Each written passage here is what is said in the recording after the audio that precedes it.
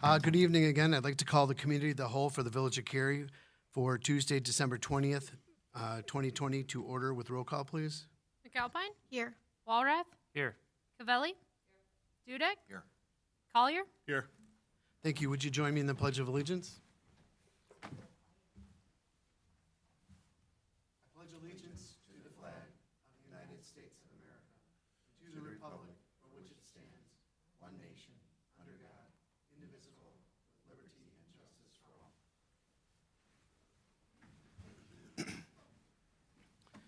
Thank you. Now moving to the public comments, where the public is invited to make an issue-oriented comment on any matter of public concern not otherwise on the agenda. We have nobody signed in. So let's move on to a discussion regarding towing ordinance fee review. Chief, are you doing this, or? I am, with the assistance of Deputy Chief Nadenoff, who is also part of the discussion with the tow operators as it relates to this topic. So what we're going to be talking about today is our towing ordinance, and that's how we establish rates for those tows that are summoned by our police officers for our various functions in regards to arrests or traffic crashes or things of that nature. So this is only related to those tows that we request. And we set our fees and rates by ordinance. And from the best I can figure, that ordinance was established in 2010. So those rates, I don't know that they've ever been reviewed. We're supposed to review them every 2 years if we wish, and the program was to be reviewed every year. So we're overdue in regards to reviewing this. Just to kind of give a benchmark in regards to towing rates, the Illinois Commerce Commission establishes relocation towing. Relocation towing is towing of vehicles off of private property, and the rates that I found when I called the Illinois Commerce Commission was that for a vehicle under 8,000 pounds, it would be $216.50. And for a vehicle over 8,001 pounds, it would have been $520 for that relocation rate.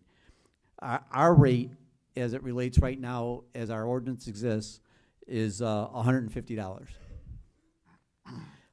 And as I indicated before, we have to review this program annually. The whole program in regards to establishment of rates by ordinance. Some municipalities do it by agreement with each of the individual tow operators. We have elected here to do it by ordinance. So the second thing here, the next slide, addresses an issue that I have identified when I looked at our ordinance. And currently the ordinance differentiates tows at the 12,000 pound mark.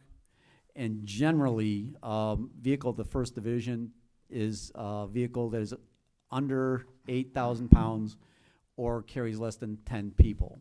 So for a reason that I don't know, we established that rate at 12,000 instead of 8,000. 8,000 is consistent with the Illinois Vehicle Code. The next slide would have issues and information in regards to how we establish our rotation. So we review the tow operators that request to be part of our program, and then we establish a list that is provided by the Southeast Emergency Communication. And when a police officer requests a tow, there's a continuous rotation where the tow agency that's next in line is requested to remove that vehicle or provide that towing service, whatever that service might be, to the individual that we're summoning it for. Right now we have 6 agencies on our tow rotation, and they are within a 5 mile radius of this building. There used to be a 5 mile radius of the old building. And interestingly enough, one of the agencies that requested to participate in this would not have qualified if we stayed in the old building, but because we're in a new building, they do. So it's an issue related to that radius that is established from this building. And there's a portion of the Illinois Vehicle Code that does address tow rotation lists, and it does provide some guidance in regards to some of the issues that we address in our ordinance as well, particularly as it relates to background investigations. I think that's the next slide, is we require that our tow operators submit to a fingerprint check for a background investigation, and in our ordinance, we would preclude anyone that has a felony conviction within the last 5 years or a misdemeanor conviction as it relates to any of the Illinois Vehicle Code anti-theft laws. The statute addresses any individual that has been convicted in the last 5 years of a violation that involves bodily injury or infliction of bodily injury, theft of property or attempted theft of property, and then also the sexual assault or attempted sexual assault of any kind. And I really do this, we do this for our solicitors, and we do this for our massage therapists as well. The police department does this as a function of our, is our function of our department. But I think more importantly is that, and the tow operators will be asked, we have at least one tow operator here that will give the opportunity to provide some input, is they have to hire good people to provide these services. No longer is this a profession where you can just hire anyone off the street. They have to submit to a background investigation, and they also have overhead that they have to address as it relates to the operation of their business. So the next slide is it's a very busy slide, and this is where Deputy Chief Nadenoff will come in. But this is the current schedule of fees that we have as it relates to our towing ordinance. So you'll see that under 12,000 pounds, the rate is $150, and then there's other rates there as it relates to disabled vehicles. So this will be probably a slide, and that was provided to you in your information for the meeting so that you can review it and understand what the current charges are. And then the next slide would be a slide that, instead of it being text-based in our ordinance, we would convert it into a table so that it's easier to reference when and if we want to continue to do this. So again, it's a function of the board to review the program to see if they'd like to do it as an ordinance or as an agreement with each individual tow operator. And then after that, we can determine rates and things of that nature. So I think the next slide has what I really like to address in our discussion tonight, and that is that we have to determine whether or not we want to go with a tow agreement or ordinance. Keep it the same. We'd like to have the ability for the tow operators to provide their input. They were invited here to be able to provide some information to you so that you understand the issues as it relates to the operation of their businesses.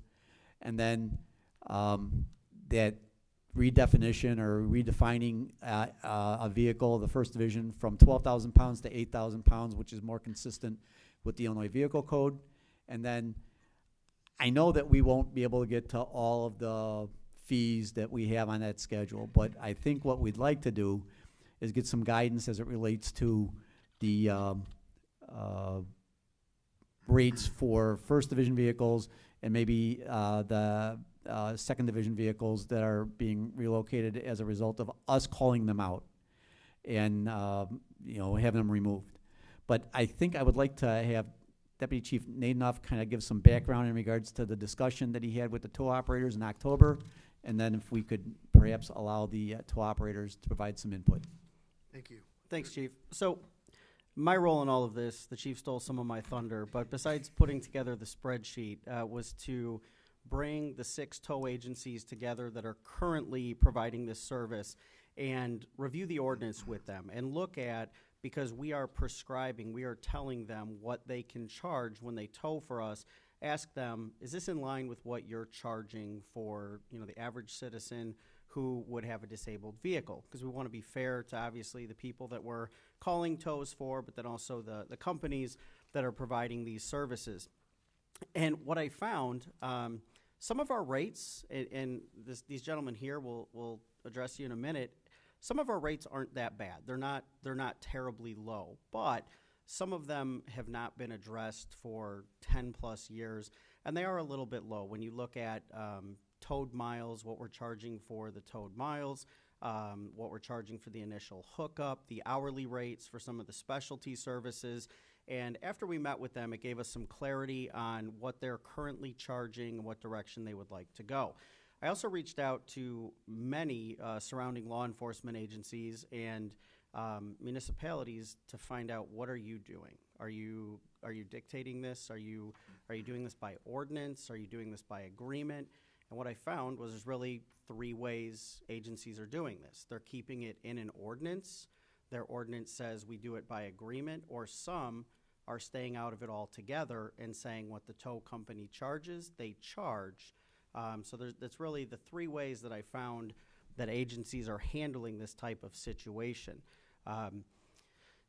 Again, some of our, and these gentlemen will tell you, some of our hourly rates, some of our rates that we're charging right now, they're not too bad, but they may be a little bit low. We need to look at that.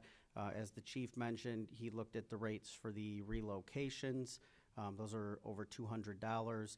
So we just want to get some feedback on what direction you want to go with this. Do we want to continue to have this prescribed by ordinance, look at the agreements, or do we want to stay out of it altogether?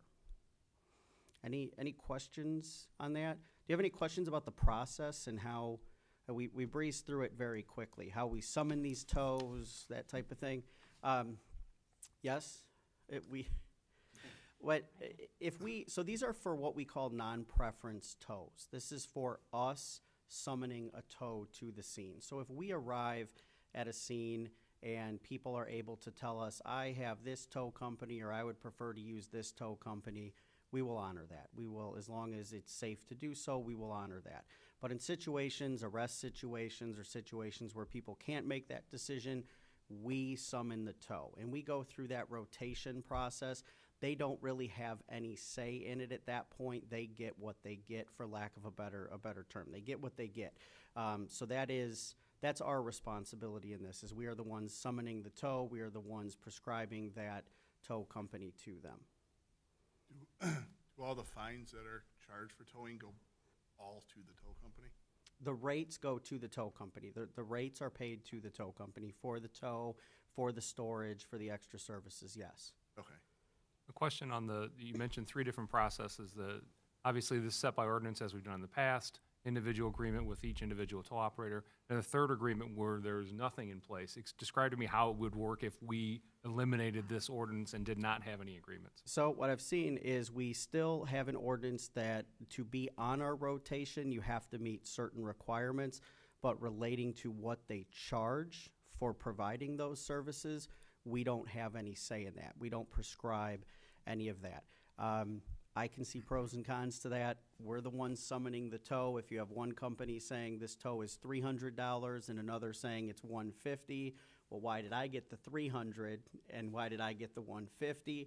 The pros to that is we're not reviewing an ordinance over and over and over and looking at someone else's rates. If I could ask, is the system that we're using right now, is that working for you? It is. It is. Is it, so essentially what you're asking for is for us to increase the rates? Yes. That's essentially what you're asking. Well, you could do either. You could increase it, you could decrease it, or you can keep it the same. But yeah, I would also tell you that looking at this from a standpoint of fair and equitable treatment, and the fact that we haven't reviewed it since the term that I've been here, that I think that we're overdoing looking at this. I agree. We have to be competitive. We have to. The market dictates good service providers. So I would be willing to hear what your recommendations are, where you think that our fees should be. You have some drivers here, tow truck company. I'd love to hear what you have to say too. Have you gotten tow companies that won't come out because their rates are too low? No, we haven't run into that. We have right now currently with 6 tow companies on our rotation. That is the highest number of tow companies we've had on our rotation since I've worked here. At one point we had 2. At one point we had 3. Now we've got some more tow companies in the area that are looking to be on the police rotation. That's good for us. That is good for us. We don't run into situations where we're waiting a long time for a tow to clear an accident or an arrest scene. That helps us. Chris and Darren are here from First Class Towing. They are one of our providers on our tow rotation. They're happy to answer any questions you have. I talked to them out in the lobby. They know you'll want to know what they're currently charging for tows, and they're happy to provide you with that information. Sir, would you like to just come up to the podium? Just state your name and address for the record, please. Yes, my name is Chris Castellanos. Our address is 12 Prosper Court in Lake in the Hills. I'm the owner of First Class Towing and Recovery. So yeah, right now, I mean, there's all these tows are different tows, so they're all summoned by the police department. You know, a car breaks down in the roadway, that person calls AAA or whatnot, they get a 2-hour ETA. It's at 14 and 3 Oaks Road. It's in the way, the train tracks are there, it's dangerous. They can't get somebody out there, police department calls us. You know, I don't like to compare us to the fire department, but I always use this example is because my guy is sitting in the shop, truck is go, equipment's go, you know what I mean? We're like that. You call us, we have to go. You guys need us. We know the car sitting in the roadway is only gonna cause backups, time, money, or probably another accident. So that being said, you know, all these tows are different. For a standard tow right now, so if you were to break down in that scenario I gave you, they call us, we're out there in 10 minutes. Our response time is supposed to be 15 minutes. We usually average right in that 10 to 15 minute area. At that time, like that type of tow, for a regular breakdown, we charge right now where we're at $100 for the hookup and $6 a loaded mile. Our rates do fluctuate depending on the market. You know, we've all seen everything go up in price. We don't have to go down that road, we know what it is. But right now, we really feel that that's fair for our customer. You know, we are very competitive in our pricing. We do a lot of, we call cash customers, or people are just calling us based off of our reviews and whatnot. We get a great response. We typically don't get, well, you guys are too much money, because I'd be honest with you, everybody breaks down, gets on their phone, gets on Google, calls the 3 guys, compares prices, then they make their decision. We don't really get that, you know, you guys are too much. Usually we get the tow. We like that rate for a breakdown. We like to see it right in that area. You know, as far as the other types of tows that you guys are gonna call us for, you're gonna call us for an arrest. So we get out there, somebody is going to jail for whatever reason. Same thing, we have to be there in 15 minutes flat. You know, those types are a little bit more tricky depending on the vehicle, because if it's an arrest, did the keys get left? Did the keys not get left? We're coming into this area now where in the next 10 years, we're gonna see all these electric cars pull into the market. These electric cars are very hard to move, especially if there's no power, no keys. So we're just trying to reflect the rate depending on the services. You know, we're fighting now in the towing industry. You know, it was easy to get drivers, stuff like that. We're now in towing, we're more competitive with the trucking industry. These truck drivers are getting paid $30 an hour, et cetera, et cetera. You know, all of our trucks, you have to have a C license or higher. You know, when you get your driver's license, you get a D. As soon as you go into that's our light duty class. As soon as you move up, you're C, CDL, and more. So we're having to have these drivers. They have to be on call. They have to be ready to go. You know, that's why we're asking for these rate increases, just so we can provide the services that the villages need, and we're there in time. And the biggest thing to us is making sure that we're moving these people's cars safely, care, custody, and control. We have to move them safely. It was back in the day where we'd roll up to a car, it doesn't matter, throw your chains on it, drag it up, move it. You can't drag a customer's $100,000 Tesla locked and park up a flatbed anymore. Like, it's just not gonna happen. And that being said, all these guys are trained, all these guys have state-of-the-art equipment. The equipment is just, it's expensive. The training's very expensive. Myself, I spent 2 days down in Tennessee last month doing 2 days of training just to combat electric vehicles. And I sat with the department that tests these batteries in these cars and the people that set all of this, and it's gonna be a big issue, especially when they're in accidents and the batteries are ruptured. It's a huge thing. They go thermal, they burn to the ground, they can start on fire. in an hour. They could start and fire the next day. We're building concrete pens in our yards to do this. There was a towing company in California recently. It's happened several times, but this is the most recent example where they put a car that was in an accident that was electric car, started on fire in the middle of the night, burned 30 cars, burned every car next to it. So we have to now build these concrete pens to put these electric cars in. And I only give these examples to show you why we're asking for these increases, because now it's not a car is a car, you drag it up in the flatbed. Every single car is different. These cars are lowered, they need ramps, they need soft straps, we're no longer just a tow truck jockey anymore, you know what I mean? We're drivers, we're tow truck drivers, we're mechanics, we're technicians. Like by us, we've been in business 10 years, we have a zero insurance claim history, 0 claims. And that's the reason why that is because we're trained. My guys know what they're doing. They're not gonna go out there and do something wrong. They go out there with every piece of equipment they need, ready to go, so we can clear this scene so the police department can move on with their day. They need the road cleared, they have to go on with what they're doing, we know this. And then as far as the weight goes, 12,000 for light duty category is kind of a lot. All these newer trucks that are coming out, even the light duty pickup 1500 series, all their gross vehicle weights now are over 12,000 pounds. They used to be 8,000 pounds, and that's why the B plate is up to 8,000 pounds. But I mean, we see these diesel pickup trucks with ladders and tools, and it gets up there in weight. And then we're not sending out a standard guy with a C license and a light duty truck. We're sending out a CDL driver in a medium or heavy truck. And we're some of these that we're doing, we're taking losses on. We enjoy providing service for the police department, all the towing companies on the roster. I know most of the guys on your guys' roster. I prefer the rotation. I think the rotation is fair. I like what you guys do in Cary. Other towns don't do it. They do sole provider. The rotation you guys have is great. The other 5 companies beside us, I'll be honest with you, I know them.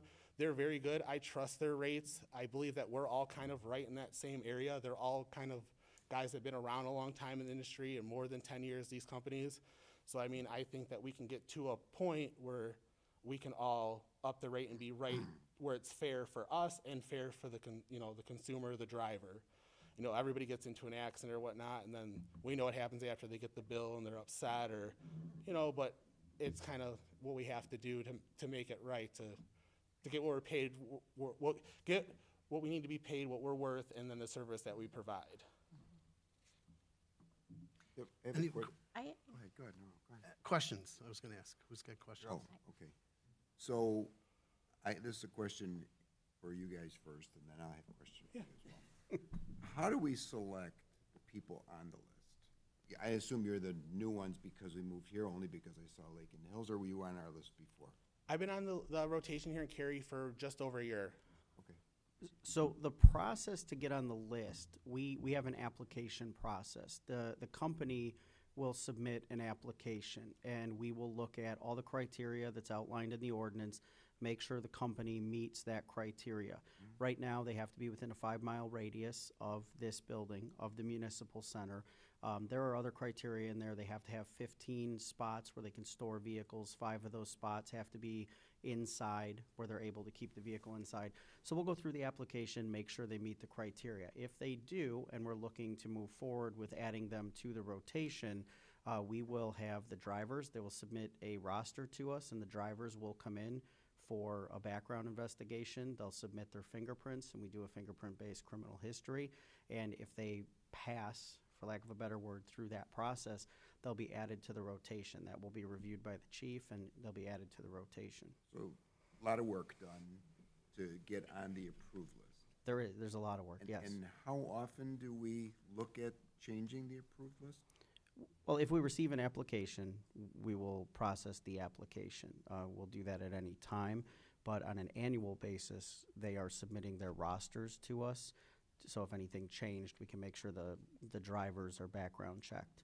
So it's kind of a continuous process for those who are on the list, and it's just an ongoing process for those who want to be added to the list. The ordinance does not cap how many companies can be on the rotation. So right now we have 6. If we keep that 5-mile radius in the ordinance, the company that moved out of town will no longer be eligible. So we would most likely go down to 5 if we keep that 5-mile radius. Excuse me. But it's ultimately at the chief's discretion how many companies can be on the rotation. Well, I kind of like your example of bringing up the fire department, because without a tow truck there to move, unless there's serious injuries, you're right, you can't do anything. You could have the fire department there and the police department there, but until somebody comes to move, you guys can't get the traffic to go. So I think response time to me is very, very important, which would tell me I wouldn't want somebody in Carroll Stream on our approved list. Correct. So there's only gonna be a certain amount of people that will get on the list, and frankly, I think that the number you have is more than sufficient. The biggest challenge I have to this is we're not collecting any of this, and I'm a little bit challenged with us setting a rate. I think the market should set the rate, and if we were gonna have six, in a perfect world, I would say if you're gonna have 6 guys on your list, the 6 of you all get together and say, we'll do it for $175. The next year, we go through the same process, so it's reviewed much more continual, and all the people are on the list agree to a price. I don't like being the one to dictate a dollar amount for a service that we are not providing. I would defer to our attorney in some respects, but it seems to me like there's borderline illegalities there, I guess the way I would say. I just don't like the whole concept of that. To your point, if I can interject, when we had this meeting with the tow company providers, and I forgot to bring this up before, when you look at that spreadsheet and you look at all of the different prices that we are setting, that we are setting by ordinance, there were some very good conversations like Chris is telling you, well, we will charge $100 for the hookup and $6 per mile. But another company might charge $125 for the hookup and $4 per mile. We had an interesting conversation about oil dry. If you look at the spreadsheet, we allow them to bill the customer $25 for a bag of oil dry. And someone said, where are you getting oil dry for $25? I can't get it for $25. And then it was, oh, well, you must be using this stuff, not this stuff. So to your point, there are some variables out there that are difficult to account for. The other thing is a philosophical issue, and I didn't feel that it was advantageous to anyone to, if a company qualified, they submit their application, they meet all our requirements. It's related in the ordinance because the ordinance spells out what they have to have as it relates to hours of operation, equipment, storage facilities, that I philosophically would not preclude them from operating in our tow rotation. So the reason that it is at 6 right now is because all these agencies meet the requirements that are defined in our ordinance. The other issue as it relates to response time, our response time in the ordinance is 20 minutes. 15 minutes is much better than 20 minutes. And, you always worry about keeping a roadway closed for a longer period of time because there's potential for downstream accidents and things of that nature, traffic crashes, that just further complicate issues. So, that is important to us in regards to response time. And then I think maybe the word that we're looking for is collusion, in regards to setting rates. But I also think that there's a pro on the side of when people are, because they're being submitted to a service that they're going to have to pay for, that there should be some consistency in that. So I think that's important. And the tow agencies are very integral in terms of our operation, because if someone's being arrested and they're subjected to our $500 administrative tow fee, they have to come here first, pay that, and then we'll release it to the tow operator. If they go to the tow operator first and they release it, then we won't, collect that administrative tow fee. So it's real important for the tow agencies to have a very good working relationship with the police department. So there's an administrative fee for a tow that comes back to us for every vehicle towed? Only for certain vehicles is prescribed in our ordinance as it relates to administrative tows, and that's usually DUIs, no VLDLs. But there's also case law that says that we can't tow a car that can be legally parked. So if it can be legally parked, then we can't tow it necessarily, unless we're gonna seize it under an Article 36, but that gets into another rabbit hole that we don't wanna get into right now. I'm glad you brought up pricing, and I'd like to address that. Two different things. One, I believe, and you can correct me, Deputy Chief, if I'm wrong here, these prices are being set after the polling of the participating towing partners. So these prices are all within guidelines, and when they agree to be part of our rotation, they agree to our ordinance pricing, number one. And number two, stepping back, not setting pricing and allowing them to get together and decide is the exact definition of monopoly and collusion. They could say it's $10,000, and if those are the only providers within our time frame, we wouldn't be able to do that. So by ordinance, I think if we're setting these by ordinance, using the data from the providers that are involved in our group, and it's fair and reasonable, I think that's about the best we can hope for as an entity setting these prices. It might be a little higher, it might be a little less, but it does set in stone exactly what they're going to be for each instance that we have to require a tow. I'm gonna piggyback on that, and I'm gonna say that I definitely agree. I look at it as if while we're not compensated, so to speak, to do this, we're still the ones that are sending out whoever it is. So we are involved. So from a resident standpoint, or anyone that something happens in our village, I think consistency is the key. And I think having things different, you have an opportunity, any of the tow operators that agree to be with us, as long as we have polled you, see where it's at. If things need to be adjusted, you're always working with them. But they have the choice. If they don't want to do it, if it's not profitable for them, if they're not feeling like they're being compensated, they don't have to be on the rotation list. But I personally think that having an ordinance, unless I'm misunderstanding from policing standpoint what's best, to me that's the easiest, most streamlined way to proceed. So I guess my question is, what do you want?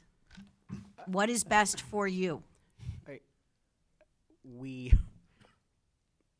What we're doing right now is working. What we are doing right now is working. And with some feedback from the tow operators, I'm confident we can put together a fee structure that is adjusted to reflect the current market. I do worry, because we are the ones summoning the tows, that if we just opened it up, we could get some complaints. Well, my neighbor's car was towed and it cost them this, and you summoned this tow and it cost me this much. So I do think if we meet again with all the operators and we come up with some numbers that can be agreed upon, and we set a process to review those annually or every other year, whatever that time frame is, I think that's a good way to go forward. And just one other point that I have, based upon what you were talking about electric cars, should there be a separate component? Is it more expensive to electric cars? I mean, this is, I'm coming to you asking as an expert. I don't know, but for what you were saying, what I was hearing was that may be a more costly process. Should that be broken down differently on a tow? I don't know if we're at that point or not. No, Or potentially included in a special handling. Correct, a special part of the handling or something. ordinance. Yeah. Absolutely, and I agree to the point, because I know as the tow provider, we reflect on the village, of course, on you guys. So I think giving every tow company an open billing book to charge what they want is and it's not fair. If somebody crashes, gets paid one amount, that's not fair at all. They don't really have a choice on who's coming. What I would like to do is review all of it and then break it down by charge, because somebody that breaks down on the corner, we come out right away. We know we have to be there in 15 minutes. They pay this amount. We're towing them to Mitre Key. You know what I mean? That's what they should pay, is for what they get. Opposed to like when we get out there and, for one, the winching rate, I'll be honest with you, if you look at the one winching, the slide's not up, but it's like $100 flat for winching, or $75. This is something that we get in our office if somebody calls and goes, hey, I'm stuck in the snow. Can you come out and help us? Okay, what is the car and how far are you off the road? I'm 5 feet off the road. And the driver gets out there and it's 105 feet off the road. Shocking. You know what I mean? And that's it. We do this all the time. We took a tow right before we left today, and the gentleman said, oh, it's just a Ford Mustang, da-da-da-da. We sent out the flatbed and we get out there. And this is a race car that is 1 inch off the ground, and it's $100,000 car, and now this is gonna take 2 guys, ramps, soft straps, like, this isn't the 45-minute, hour-and-a-half tow that we thought it was gonna be.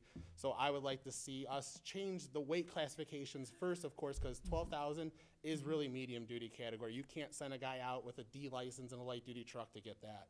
So I'd like to see that change, and then yes, all the special services and stuff, I think we can adjust these rates and come to where it is based on the market and what is fair for the consumer.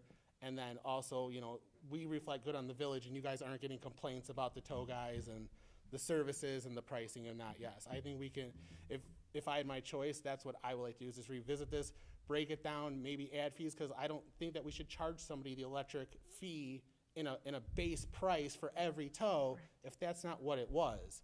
But then also, I don't want to charge a regular tow, charge for a regular tow on a car that took us 2 hours to move and this or that, you know, like for us, we want no claims, we want no damage to the vehicle. I mean, if you want it streamless, problemless, I think that's the way I would like to see it, is break it down and have a better fee structure, better weight classifications, everything.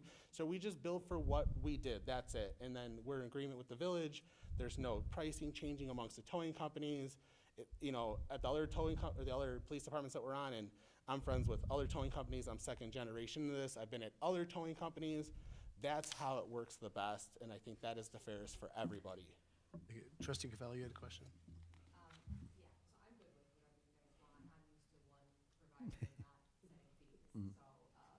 But the question I have is regarding the fingerprints and the criminal history. So do they come in yearly or just that one time when they first apply? They come in the one time, but because we've submitted it under our ORI, we get notified if there's anything that changes to that criminal history going forward. Okay, and then my other question is the fee that's charged by the state. Do you pass that back along to them? We are currently covering that fee. Okay, so I think that's something maybe we should look at in the ordinance, and then also some sort of administrative fee for staff time, like having different people. That's just something to consider. I think we should also put in the ordinance that we're not waiting 10 years to revisit it. And, no, it was supposed to be done annually or or biannually. And I knew that we were doing this. I didn't want to do it before we moved from the old building because I knew we were going to talk at some great length in regards to this issue. But yeah, it hasn't been addressed since I've been here, and I'm certain it wasn't addressed before I was here. And I just wanted to clarify, the current schedule that you see up there is the original schedule. It had no input from these tow operators. It's what was set, and to a point that was made here, that they did agree to these rates when they participated. But I do think that there is a need to review these rates because things change as it relates to both operations of the tow operators plus the quality individual that they have to hire now. I agree.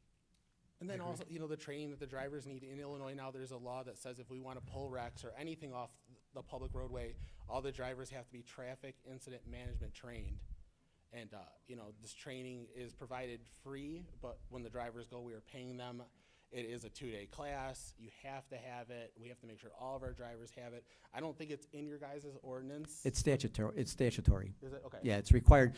The traffic incident management area is what the A is, and it's statutory. So you have to have it based on that statute. Any other comments? I think we got some marching orders here. Thank you. Thank you. So to clarify then, you'd like us to meet with the toll operators again, come up with a fee structure, and then bring it to you? Correct. I would, Correct. yeah, whatever the market rate is, and adjusting the gross weight of the vehicles and Bringing it down, Specialties, and specialty I- services, all that stuff. Electric cars, so. yeah, something, and then an administrative fee for the licensing or It coming would on appear to me board. that Deputy Chief Nadenoff has some work to do. Yes. It's fine. Thank you. Thank you very much. Thank you.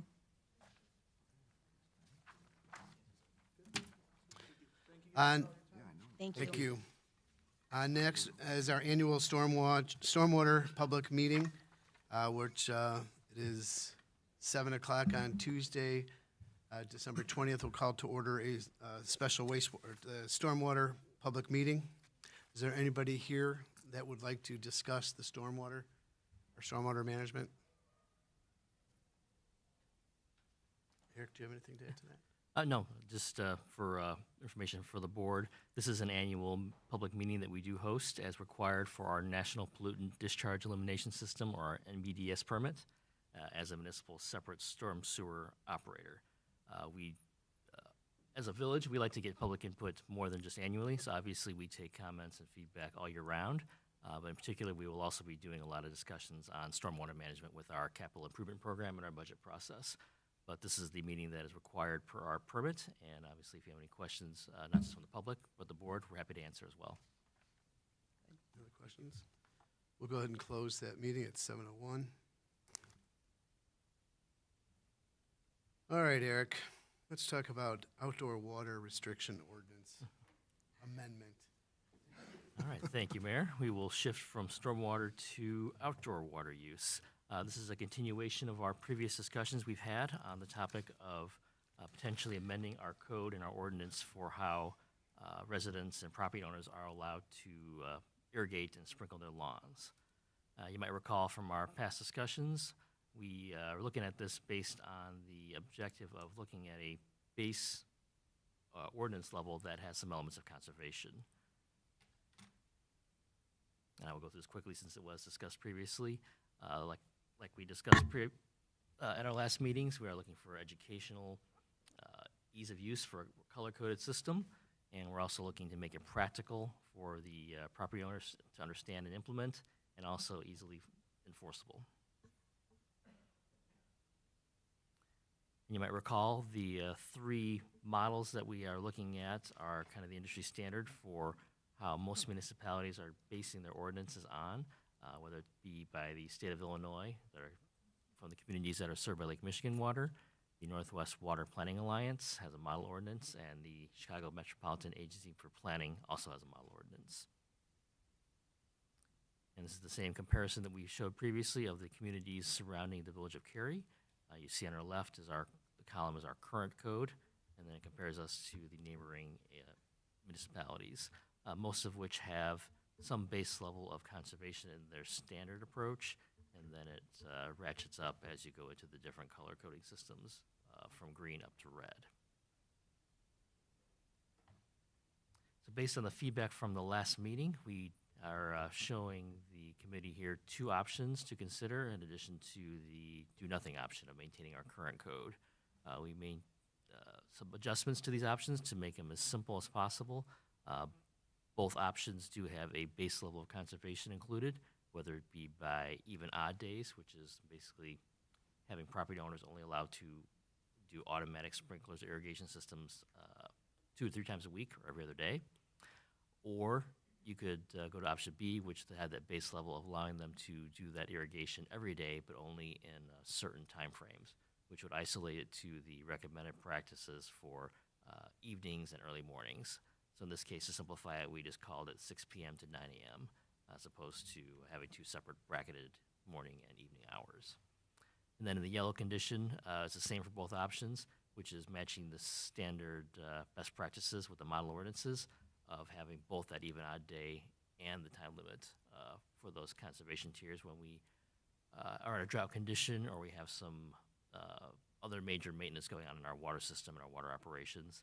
And then the red tier is the same as what we currently have, which would prohibit all outdoor water uses. So not just the automatic sprinkling and irrigation systems, but things like washing vehicles, filling pools, things like that. So that would obviously be only reserved for an extreme emergency situation. So with that, I can answer any questions, explain the options further. But what we're hoping to get from the committee this evening is some feedback on if one of these options is desirable, and then we can come back at a future meeting with a more detailed ordinance with this structure, as well as any other conditions for those other odd scenarios that might pop up. As an example, I listed there sod placement. When new homeowners or new construction is going in and sod is put in place, it does need a little bit of extra water and more frequent watering, still within industry guidelines, but if we are in certain situations like an even odd day scenario, the sod would need to be watered every day, typically twice a day, So we would have a process in our ordinance to accommodate that as long as the conditions and the water system allows it. What about seeding too? That qualify under sod? Yeah, there could be a provision for that as well in a similar manner for establishing new lawns. Trustee Wild, you have a question? I would have a question on if you're comparing option A and option B in the green normal condition, what would be the expected or anticipated water use?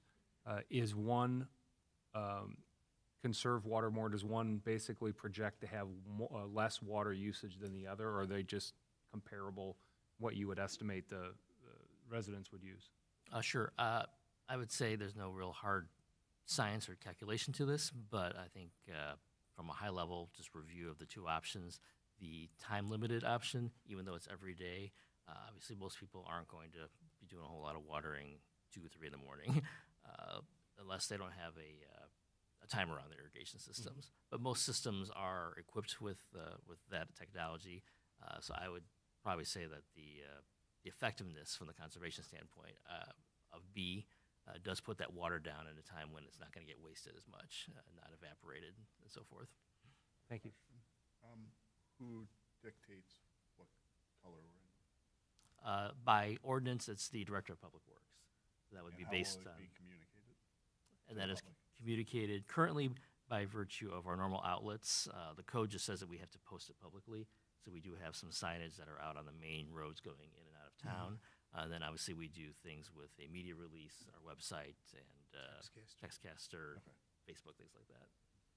But currently the ordinance only requires just public notice. Right.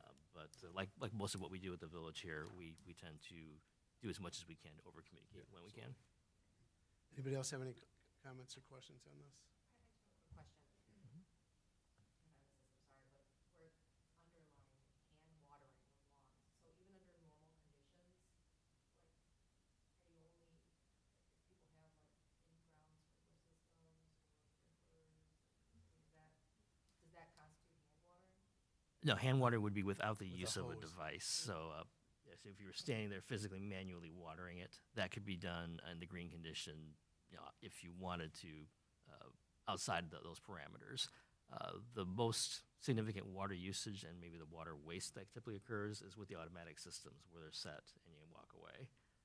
That's where we're really trying to make the most benefit and also inconvenience the residents the least. Okay, so if I live in an odd number household, okay, then I can only, if it's green periods of time, I can hand water, but, am I saying this right? But if I have a sprinkler system, I can do that anytime?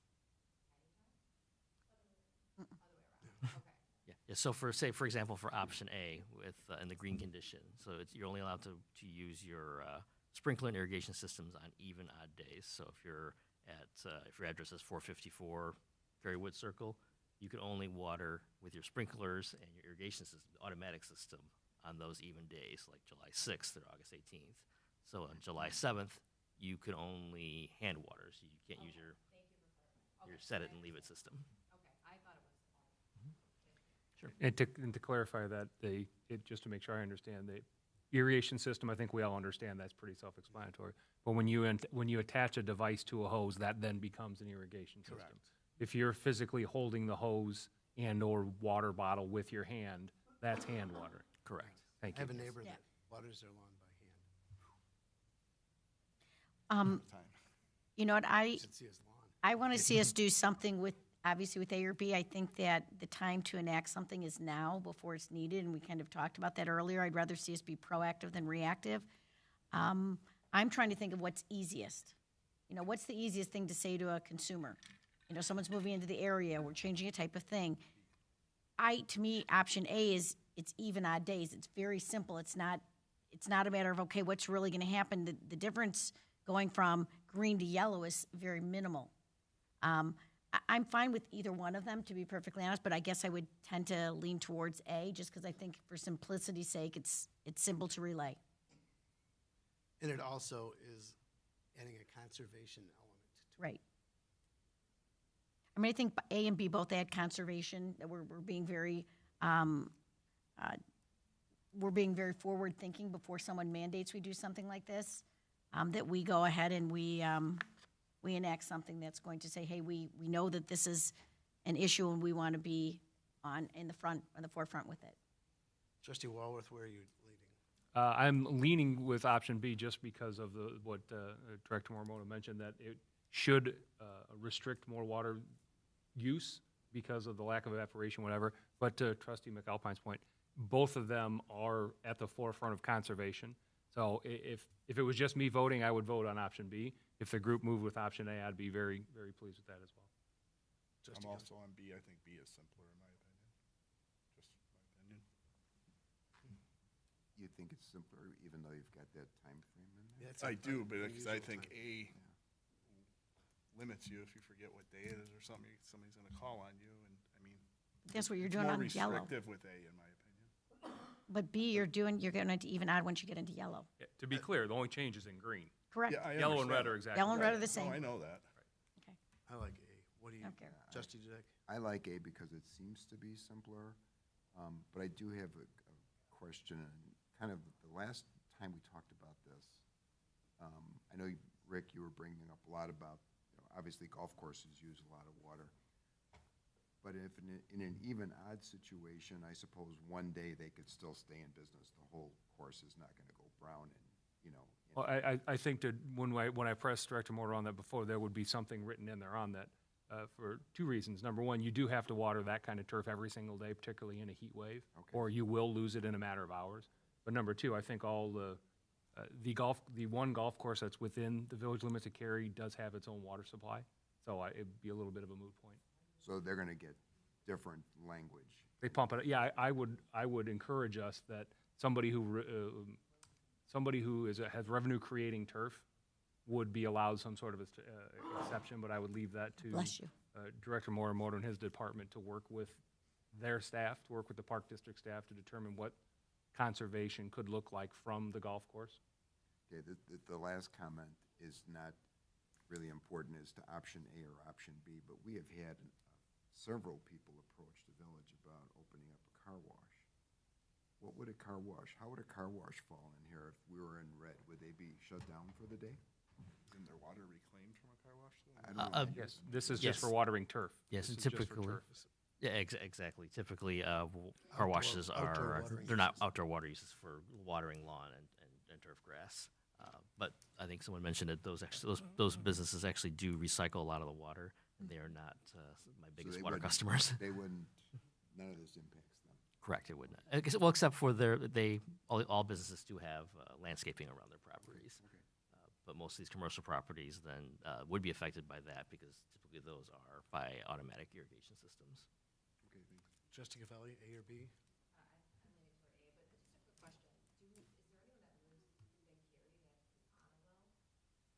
There are very few properties. I think one of the trustees referenced the ones that I'm aware of. The Park District, I think, does have some irrigation wells that are still currently in use at some of their facilities.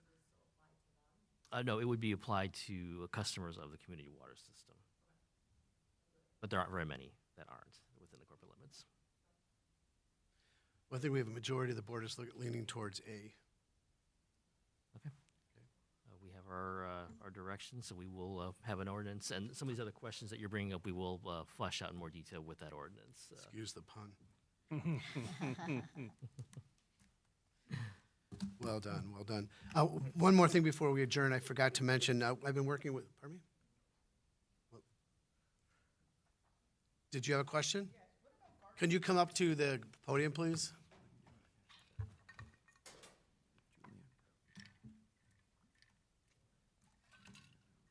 Hello, Martha Ritter, 239 School Street. What about gardens?